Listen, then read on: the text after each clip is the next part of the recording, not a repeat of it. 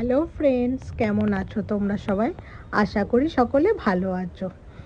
এই যে এক সন্ধ্যের কাহিনী শুরু হলো। বসে বসে একটু গল্পের বই পড়ছিলাম, দেখতে দেখতে দেখলাম সন্ধ্যেই হয়ে গেল। চলো তাহলে সন্ধ্যেটাই দিয়ে দেওয়া যাক। এই যে যাচ্ছি এবারে সন্ধ্যে দেওয়ার জন্য। এইটা আমার ঠাকুরঘর।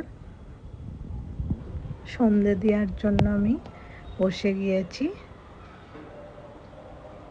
এখনও আলো আছে, কিন্তু 6:30 বেজে গিয়েছিল বলে সন্ধ্যেটা দিয়েই দিলাম। সব ঘরে একটু ধুনোটা ঘুরিয়ে দেখালাম, ঘরে যাতে মশাও না হয়। খুব মশা হয়েছে, এত বৃষ্টি হচ্ছে তো তার জন্য প্রচণ্ড মশাও হয়ে গেছে। চলো এবারে একটুখানি চা খাওয়া যাক। চা তো বানানো হয়ে গেল, এবারে একটু খেয়ে দেখা যাক কেমন হয়েছে চাটা। এই ভিডিওটা অনেকটা বড় হয়ে গেল, হয়তো তোমাদের দেখতে ইচ্ছে নাও করতে পারে এত বড় ভিডিও। যদিও পারো একটু দেখো তাহলে।